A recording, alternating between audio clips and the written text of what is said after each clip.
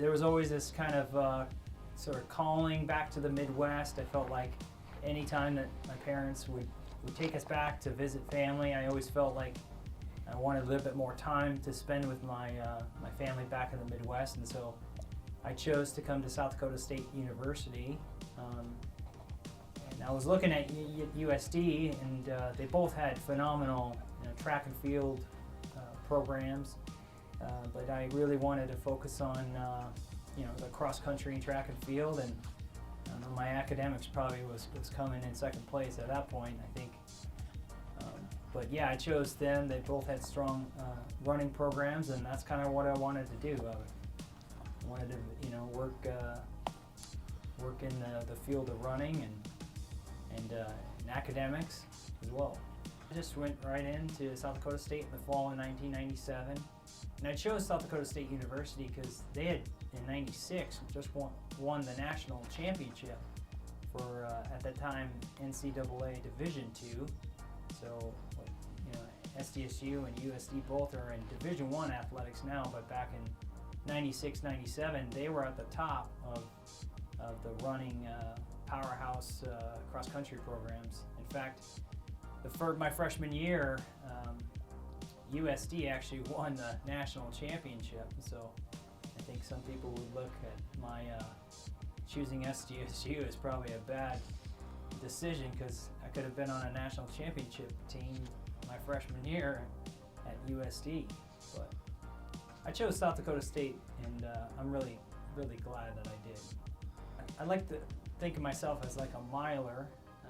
I ran like a 4:25, I think my junior year in high school out in Bellevue, Washington. But in Bellevue, Washington, you don't even make the state meet when you run 4:25. I think it's kind of funny because I think that places it pretty well in the state of South Dakota. Yes. But yeah, just a very tough place, I think, in high school to run against competition like that. So it got me a great look at what I was going to expect to compete against at the college level. So I ran cross country and indoor track and then outdoor track. And I'd like to think my coach, Paul Danger, at the time, he kind of put me wherever the team needed some points. It's kind of a journeyman. So I got to run the 800 meters in track, but I also got to run the mile, and then I kept on going. The 3K, the steeplechase they threw me in, got to run the 5,000 meters, and I got to even run one 10,000 meter on the track when I was in college. So they pretty much put me anywhere. And then I got to run the 4x-mile at Drake Relays my senior year, so I was pretty excited about that. And we beat a couple Division I teams, so it was pretty nice. We actually beat Purdue, and two of my high school, I think, teammates that were on the Purdue team, and so we got to hand them they got to see our backside, I guess, at the Drake Relay, so I thought that was pretty good. It's kind of interesting how I got into ROTC. It really was a recruiter that was on the campus that just asked me, "Hey, you interested in ROTC?" And I said, "Tell me more about it," And so I think there's something to be said with, having active recruiters, on campus with a presence. I think there's so many young people today that are still trying to figure out what they want to go and do, and I'm so glad that there was a recruiter that helped me, just ask the question. It was up for me to answer yes or no, but I did say yes. So, and 19 years later, or more than that, 24 years later, here I am.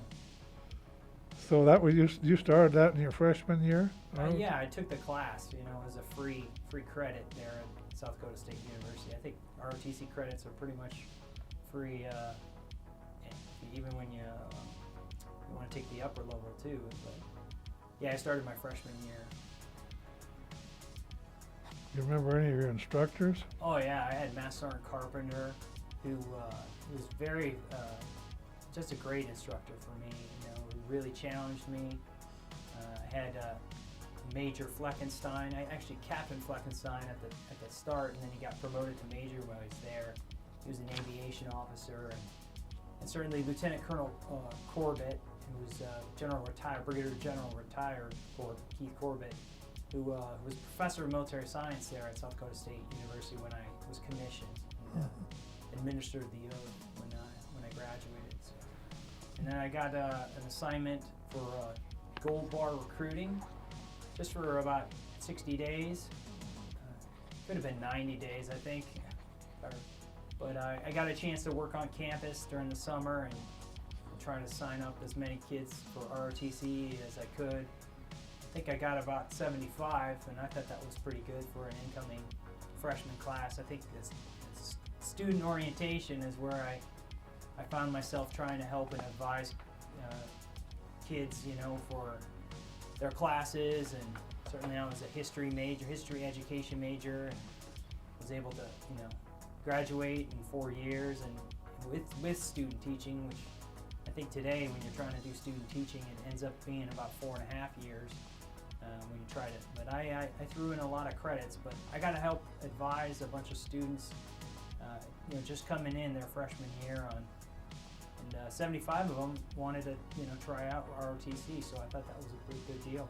Pretty good numbers, and I think the quality, if you look at the quality of some of those officers that came out, certainly 2 of us, you know, have gotten to be battalion commanders and on active duty. So Richard Stearns was the other one who's just finishing up a CID command there in Fort Campbell, Kentucky. So, you know, you get to rank order your 16 branch preferences, and my number 1 I think was engineer, and my number 2 I think was signal, and my number 3 was quartermaster.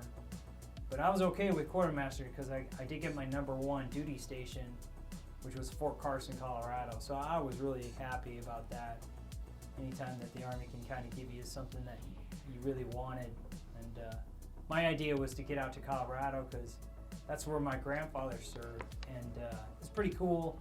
He was at Lowry Field back in World War II, and then served both in Europe and then over in the Pacific too. So I thought it was going to be kind of cool. I had some family out in Colorado.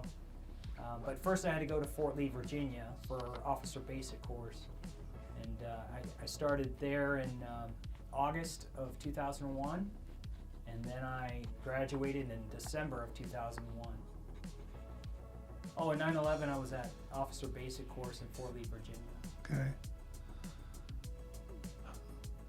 You know, they evacuated the building that day of 9/11. That I was in class, so they evacuated the building. We're all standing outside, gathering around, and some of us, you know, were able to like look across the field, and there's a motor pool that's about half mile, and so you could kind of see some commotion going on over there, and the soldiers were actually packing mill vans, and they had orders.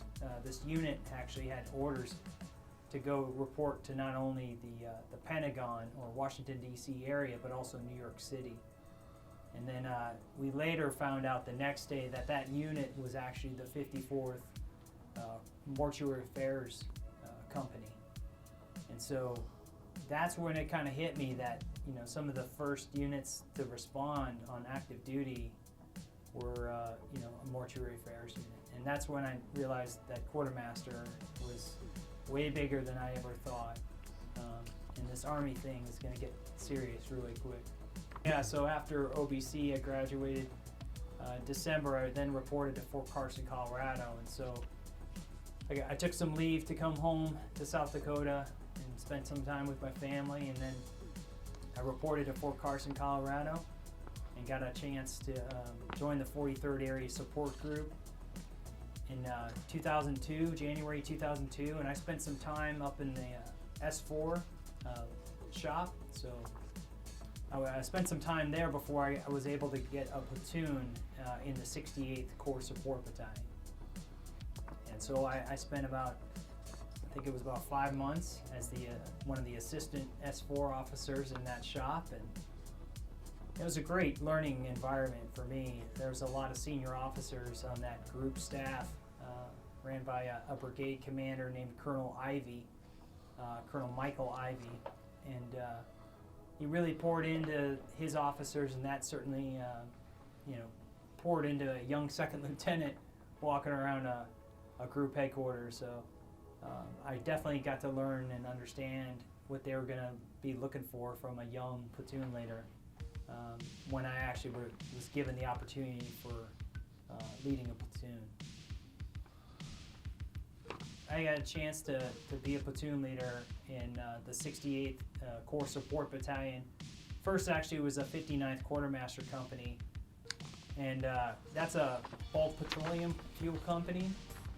So we're talking, they've got tanks of fuel, collapsible tanks of fuel that they would receive, store, and issue fuel and support both offensive and defensive operations.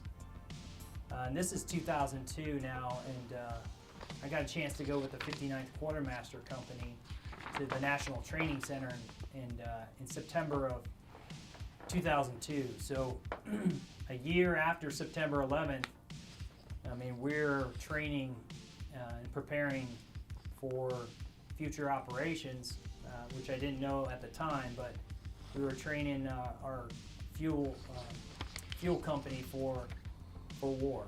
And I got to be a platoon leader in that company, and got to really understand the requirements of a full spectrum operations in September of 2002.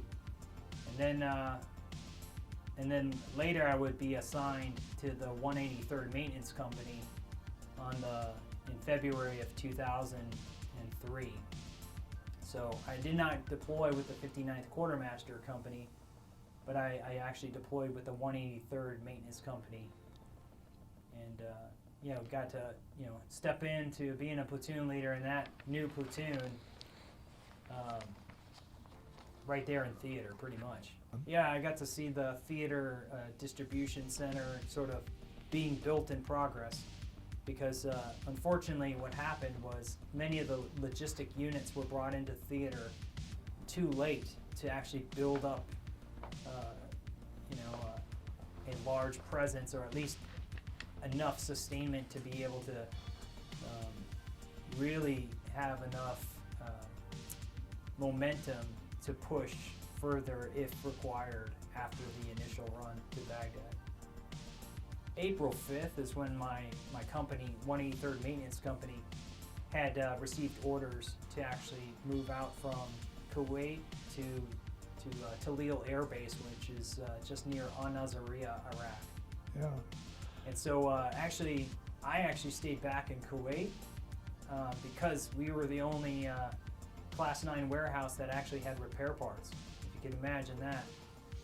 We were getting most of our Class 9 repair parts from the theater distribution center, and many of the units that were coming into theater would be asking for their repair parts, but didn't really the theater didn't understand, nor did they have the right units in place to understand how to run a theater distribution center. So rather than displace a platoon that had maintenance parts and to bring it forward to Al-Naziriyah and lose the connectivity to be able to order those supplies, they chose to keep us in place to provide area Class 9 support to the units that would continue to force flow into theater, and so that they would have the means to actually order, receive, and then we issued the repair parts to those units coming in. How do you say, it's kind of messed up if we were going to be there for a while, and I guess we were there for a while in Iraq. Yeah, I got a chance to fly in on rotary aircraft, so I flew in repair parts on Chinook helicopters. So pretty much I used not only ground convoys to move repair parts, but the most effective way to bring repair parts to my company and the sister platoons was via air, by rotary wings, so Chinook CH-47 Chinook helicopters. And so I got a chance to fly in on those birds coming and going. But most of the time I would send some of my soldiers, but I did go on those flights as well. I got a chance to come home in December of 2003. And Okay. that's when I transitioned from being a platoon leader to coming up and working in the battalion support operations shop. So I transitioned in December of 2003 to becoming a supply and services officer inside the support operations office. Yeah, I came back to the States actually. The unit had orders to redeploy in January, and I had asked my battalion commander that if I could forego my R&R 2 weeks of leave, could I come back just a couple weeks early so that I could go to my wedding. I was scheduled to get married in January 3rd, 2004, and I think we made those plans, 18 months before, any war was on the horizon that I thought. And so my battalion commander, who at the time, his name was Lieutenant Colonel John Colley, he said, yeah, we can do that. So he allowed me and a couple other officers to kind of be an advance party coming home. And certainly my wife Amber thanks him for that, and I do as well. Just the time period of the needs of the Army, for logistics officers and logistics units, there's only so many of them. And so I think many logistics units, they found themselves in high demand. And so limited supply and then just short 10-month, back in the States. And I found myself getting on another deployment with the 68th Support Battalion. And this time it would be north of Baghdad to a place called Taji, Iraq. Yeah, about 10 miles away, isn't it? Yeah, just 10 miles away. Yeah. Certainly in 2004, it was a pretty kinetic time. I was a supply and service officer in the support operations, and we had operations that spanned, I was in charge of like class 1, which is food, through class 9, which is repair parts. So we had a class 1 warehouse of MREs, water, humanitarian meals, and then we also had class 2, 4, and 7. So class 4 is that engineer construction material you talked about the engineers always need.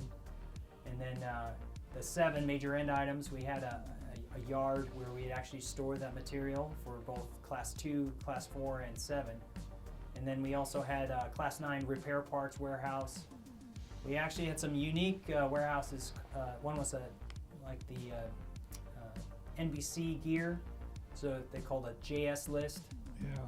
So we had a JS list warehouse which stored a certain amount of stocks of material for in the need of a chemical attack. We would have on-hand quantities for that.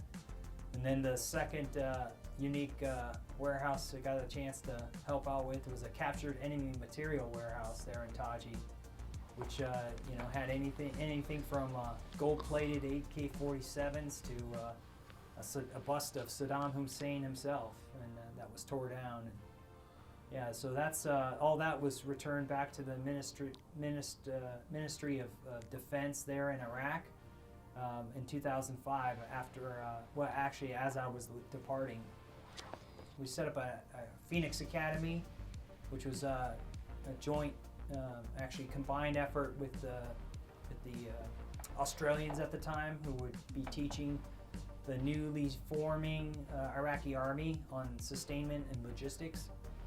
So that was set up there in Taji, Iraq. And so, our battalion actually had, I know it sounds like a big battalion, but we had, at one time when they did a transfer of authority, we had over 2,000 soldiers just in our battalion. In a battalion. So, I mean, it was, there was like 12 companies. That seems like a lot for a battalion commander and staff, but once the RIPTOA was complete, we still had 8, and so it went back down to about 1,500. But there was a whole brigade combat team there, so I'd say over 10,000 at one time there on Taji. Pretty tight place, actually. Yeah. Were you getting rockets? Yeah, mostly rockets. Yeah, it's a pretty interesting story about one of my friends.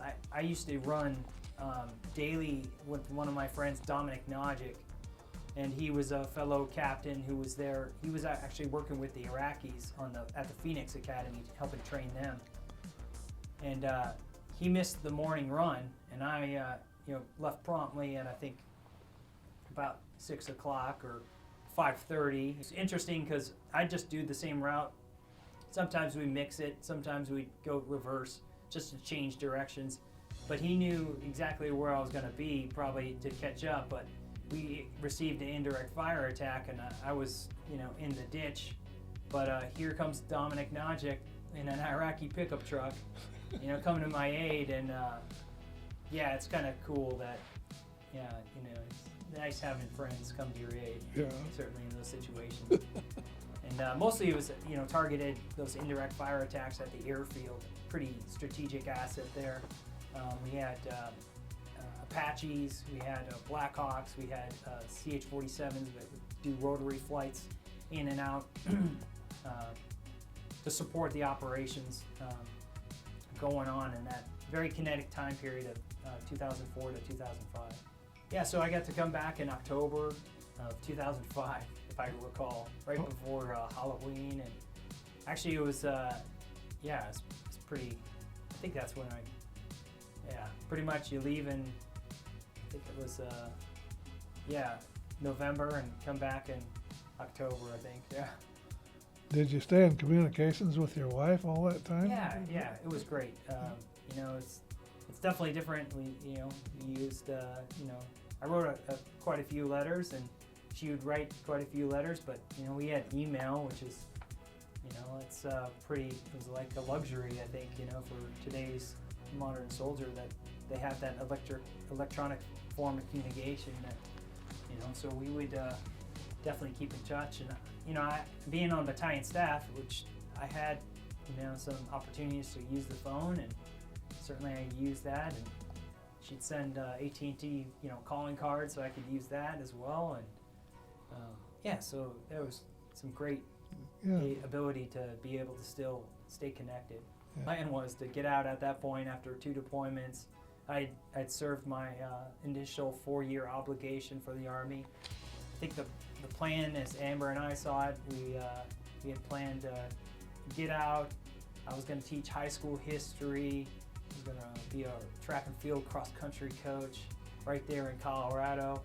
I think Doherty, I had the high school picked out and everything. Doherty High School was the place, because that's where famous Adam Goucher, one of the best distance runners in America, had gone to high school. And it's at elevation, 6,000 feet elevation. We bought a house in Colorado, so that was kind of my plan. But certainly plans change, and it's different. In 2005, and something was sort of calling me to continue to serve, and understanding that I was seeing a lot of my friends get out, and after 2 tours, and I don't blame them, because it was like, exactly where you're going if you continue to serve. And so we had a long conversation, Amber and I, about maybe staying in and seeing if there would be other opportunities in the Army, and there were. So we decided to stay in, and I think it was a very difficult decision at that point, but I think if you ask us now, I don't think we would have changed our decision here, if you could go back and change. But yeah, so what that meant was I came back to the States. It's 2005. I got a chance to interview for a company command as a young captain, and the company command was going to be like the headquarters and headquarters detachment of the battalion. So I thought, okay, I'm going for this, this company command. I'm a junior officer, but I think I still got I think I still had a chance to compete, and I think the interview went pretty well. And my battalion commander says, I'm selecting you for command, but it's not the company that you thought you were going to go to. She told me that I was going to be the 60th Ordnance Company commander, and so that was great news in my book. So she gave me a command of a ordnance company, which was in charge of ammunition supply points. And so I found out that, I think it was in March of 2006, that I was getting company command. It's pretty excited about it. Told my wife, I said, I'm getting a chance to command a company, and she was excited. It wasn't the one we even put in for. And then later that week, Amber found out that she was pregnant. And then at the end of that week, it was, I got kind of choked up. I'm sorry. It's a company of like 200 soldiers. So, yeah, it's a big company. It's I finished there, Duke. It's at the end of the week I found out we're going to be deployed. So it's kind of a big week in my life. Sure, yeah. You got the company, you're going to be a dad, yeah. And so. In September of 2006, we deployed to Balad, Iraq, and we ran the core storage area for the multinational core of Iraq. So there, and you're the company commander. Yeah, I'm in command. Young junior company commander, which I look back on and I just thank God, because I had great warrant officers. Yeah. And great NCOs. Yeah, that's what you need. Yeah.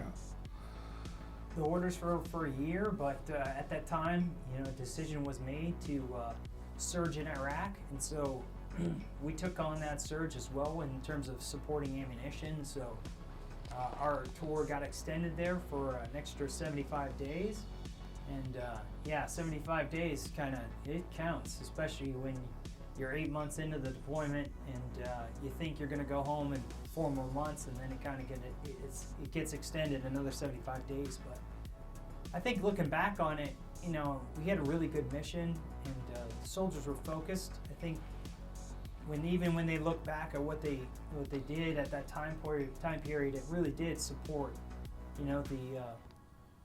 this Operation Far Al Qanoun, which was the surge being led by General David Petraeus at the time of MNC Iraq, and Lieutenant General Odierno, who was the 3 Corps commander, or MNCI commander in theater at the time.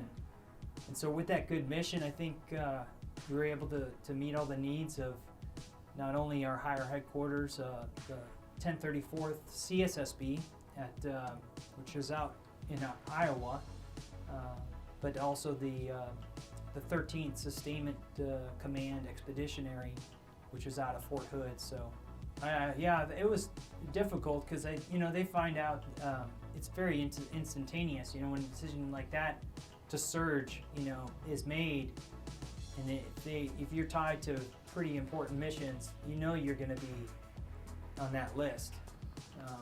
We got extended 75 days, and I think that's kind of punch to the chest or punch to the gut, however you want to say it, but they're pretty tough soldiers, and they were able to overcome certainly that obstacle that was in their way. Yeah. We come back, we bring everybody home, and it's certainly a blessing. And we were replaced by the 8th Ordnance Company out of Fort Bragg, North Carolina. And I gotta go back. I transfer the authority, the relief in place and transfer of authority of that munitions mission to the 8th Ordnance at Fort Bragg. But I got the mission from 452nd Ordnance Company in Aberdeen, South Dakota. So when I got to theater in 2006, here I am, and there's jackrabbit flags, and there's USD, and I'm thinking, this is awesome. I mean, there's fellow South Dakotans. One of the only reserve companies in South Dakota, actually, but it's up in Aberdeen, and so I thought that was really cool that I could relate, certainly to that company commander and that community of folks, certainly not only inside the Army, but kind of felt nice to have there's a South Dakotans, and so they had a real common sense approach about running operations, which I really appreciated. Most of my deployments saw indirect fire, and I only had 2 soldiers in direct fire incidents, and that was in company command. Most of that was they did not have to exchange. You know, we had quick reaction forces that came to the aid of my soldiers, and so on that direct fire attack, it pretty much was, you know, a couple mechanics on the perimeter working out, and you know, they didn't have to you know, return fire because they were in, you know, they had protective fires, and they were focused on, you know, conducting a maintenance mission and a recovery mission and continuing that mission. So that's the only pretty much, you know, instances other than, you know, the indirect fire attacks. And Balad, Iraq, you know, they're trying to get you know, your munitions to propagate, and that's a bad day when, you know, your enemies can get you know, sort of your ammunition to not only be hit but also to propagate to the next you know, ammunition storage area. So that was kind of the big thing, and we didn't have any instances of that other than just the constant, you know, daily indirect fire attacks. And I think that over time it can certainly wear on you. Yeah. So I came back out of company command, and I still had a schooling requirement. I had to go back to Fort Lee in 2008. So I think it was February of 2008. We packed up everybody and my whole family, and we drove across the country to Fort Lee, Virginia, to attend the Captain's Career Course there. And that's it's about a 5-month school, and we actually were expecting our second child at in September, and so I got to stay there an extra month for Amber to have our second child, Ava, and so she was born in Virginia, and then 1 month later I was actually on my way to report back across the country in Fort Irwin, California at the National Training Center.